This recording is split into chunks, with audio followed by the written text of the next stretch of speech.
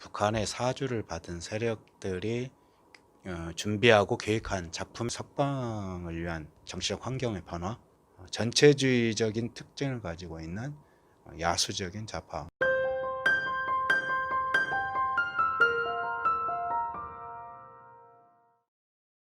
안녕하십니까. 발근해 광장의 김희종입니다. 오늘 발근해 광장 자유 발언 때에 귀한 손님을 모셨습니다. 안녕하십니까. 박근혜 정부 때 정무수석실에서 일했던 허현준 전 행정관입니다. 만나게 돼서 반갑습니다. 반갑습니다. 어, 제가 국장님이라고 이제 부르는데 허 행정관님이랑 저랑 이제 청와대에서 4년 정도 같이 있었고, 물론 업무하는 곳은 달랐지만 종종 뵀던 기억이 납니다. 지금 현재 어떤 일을 하시나요?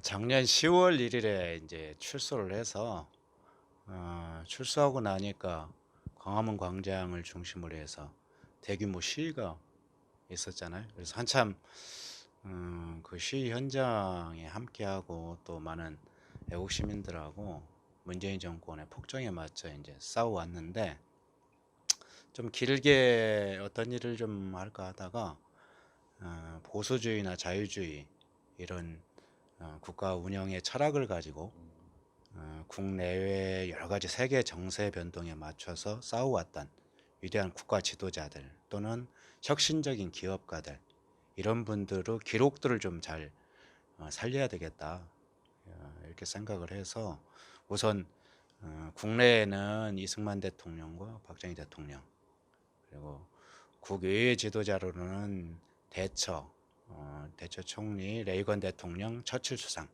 이런 분들의 연설문을 제대로 좀 만들어서 보급을 해야 되겠다. 이제 다른 나라 국가 지도자들은 연설문이 영상 형태로 그래도 꽤 오디오북 형태로 있거든요. 특히 이제 영상이 없어도 오디오는 대부분 연설이 있는데, 국내 지도자들 영상은 특히 이승만 대통령이나 박정희 대통령 영상이 거의 없어요. 국가기록관을 포함해서 관련된 다 기관에서도 그걸 수집을 그간 해왔는데 영상은 거의 없고, 대개가 이제 대한뉴스 여기에 이제 짤막하게 끼어 있는 정도 영상들이고, 풀 영상은 한 3편 정도밖에 각각이 없어서 아예 연설문을 전문 성우들을 좀 협조를 받아서 대독하는 영상을 만들어야겠다. 그래서 그간에 이제 그런 영상을 만들어서 유튜브에 이제 오디오북 시공간이라는 채널을 만들어서 그 채널에서 소개를 해왔습니다. 본래는 이제 그냥 영상만 한 300편 정도 제작을 해서 관련 기관한테 기증을 할 생각으로 원래 시작을 한 건데, 그럴 바에야 이제 영상을 만들어서 오디오 시공간이라는 채널을 통해서 유튜브에 보급을 하면 일단 선제적으로 좀 알리는 작업도 되겠다라는 좀 조언들이 있어서 그 작업을 그간에 해왔습니다. 참 의미 있는 일을 하신다고 생각이 듭니다. 어, 여러분도 한번 검색해 주시면 좋을 것 같은데 유튜브에서 그 오디오북 시공간, 오디오북 시공간이라고 검색하시면 그 채널이 있고, 지금 허현준 국장님께서 운영하시는 채널 시공간이 찾을 수 있을 것입니다. 오늘 아침에도 보니까 그 대처 수상의 첫 그 인터뷰, 네. 그게 나온 걸 제가 봤는데 많은 분들도 같이 봐주시고 구독도 많이 눌러주시면 좋겠습니다. 박근혜 대통령에 대해서 뭐 한마디 해주셨으면 감사하겠습니다.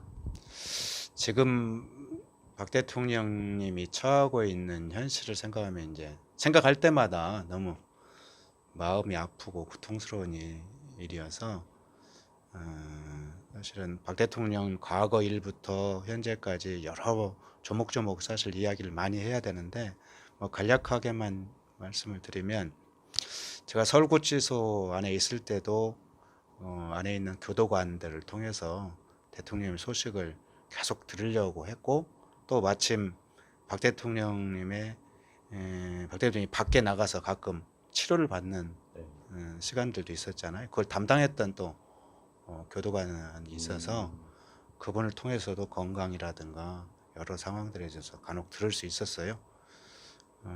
안에 계실 때 자기 생활을 아주 엄격하게 잘 하시고 계시고, 다만 이제 외부에 나오는 소식도 있습니다만은 이제 허리나 주변 건강 상태가 좋지 않아서 상당히 좀 고통스럽게 지내고 있다는 걸 그 안에서도 들을 수 있었고 또 언론을 통해서도 일부 좀 소식이 나왔잖아요. 그래서 그런 점들을 안에서 계속 소식을 듣고 또 소식을 전하려고 노력을 했고 총선 전에 이제 몇 통의 이제 서신을 좀 대통령께 보내드렸어요.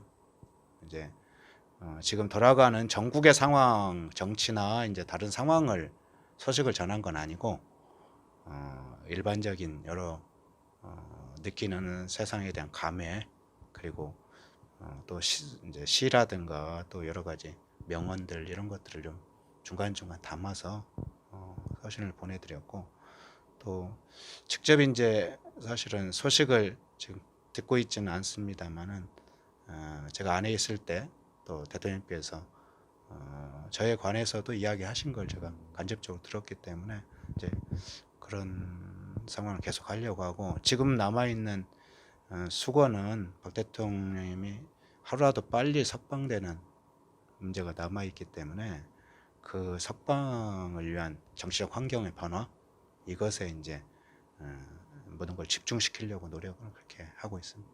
예. 저는 청와대에서 홍보수석실에서 일을 했고 우리 허행정장님께서는 정무수석실에서 일을 한 걸 하셨죠. 네, 그렇죠. 정무수석실에서 일을 하셨습니다. 물론 그래서 같이 일을 할 수 있는 기회는 거의 없었으나 그래도 종종 뵙고 또 이렇게 인사 나눈 적이 있었는데 그때 저희가 청와대에서 이제 나라를 국정 운영을 대통령께서 하시는 거를 이제 돕는 그런 비서진으로서 이제 일을 한 거에 대해서 너무 뿌듯하게 생각하고 지금은 또 안타깝게 생각하는데 그런 자리에 있었던 저희들에게도 참 지금 모습이 현 정부가 참 힘들게 보이는데 그거에 대해서 한마디 좀 부탁을 드릴게요. 예. 박 대통령님 탄핵의 문제는 사실은 정치적인 내부 문제도 있지만 꽤 오랜 기간 동안에 북한의 사주를 받은 세력들이 준비하고 계획한 작품이기도 하다고 생각이 드는데요. 이제 그런 구체적인 증거를 좀 한두 가지만 말씀을 드리면 2013년 하반기부터 2014년까지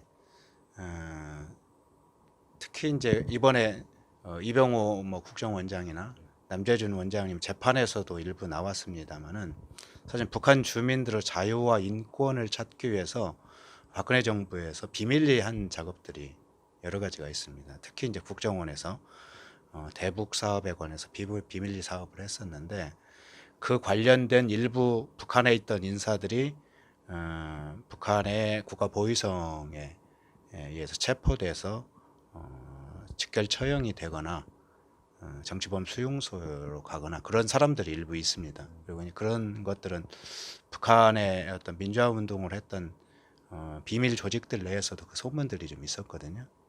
그래서 북한에서 남재준 위원장님이나 이병호 원장님 또 박 대통령님을 상당히 그런 이제 북한 내부의 어떤 전체주의 체제에 대해서 어쨌든 우리 정부가 북한의 정상화를 위해서 노력해왔던 과정을 알아채고 박 정권을 무너뜨려야 된다.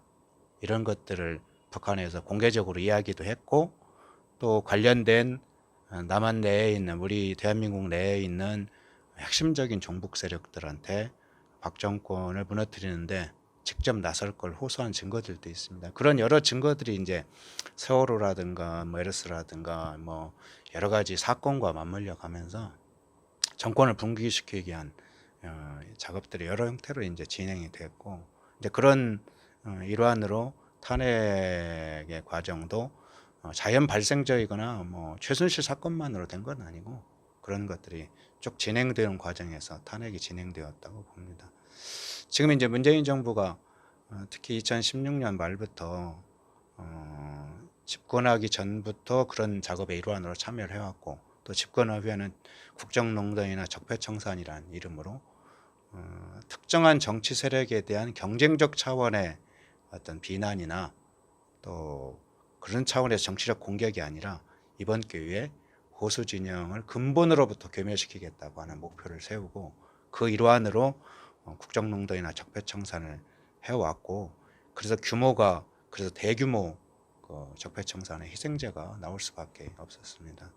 제가 출소한 후에 바로 이제 조사를 해서 1차 발표를 하고 2차, 1, 2차 발표를 했는데 그때까지 기소된 사람만 해도 한 180명 정도 됐고, 관련해서 조사를 받은 사람들이 한 800명 정도 가까이 됐으니까 아마 한국 현대사에서 특정한 사건으로 그렇게 대규모 구속 또는 기소되거나 조사를 받은 사건들이 전례가 없을 겁니다. 아마 과거에 큰 간첩단 사건조차도 그거에 아주 많았다 하더라도 대략 한 5분의 1 또는 뭐 7분의 1 정도 규모였고, 대개는 1, 20명이나 2, 30명 규모 사건들이 간첩단 사건도 주류인데, 이번 사건은 약 1000명대에 가까운 사람들이 직간접적으로 처벌을 받거나 상당히 공안 탄압의 어떤 상황에서 피해를 당하는 그런 규모가 됐습니다.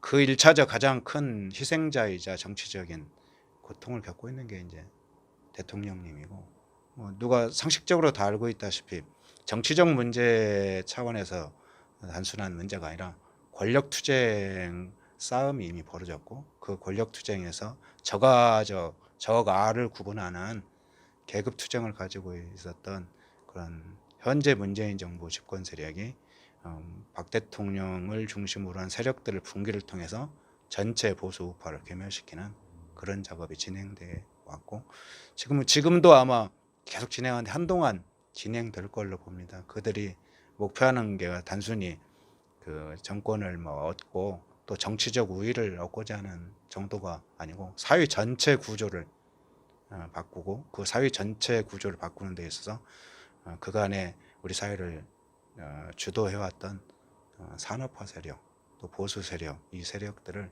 근본부터 지금 제거하려고 하는 과정이기 때문에 현재 문재인 정부는 그냥 집권 여당이 아니라 전체주의적인 특징을 가지고 있는 야수적인 좌파 집단이다, 그렇게 이제 보고 현재 정부가 그런 일환으로 하고 있다고 그렇게 생각합니다. 네, 말씀 들어보면 정말 걱정이 되고 또 무섭기까지 합니다.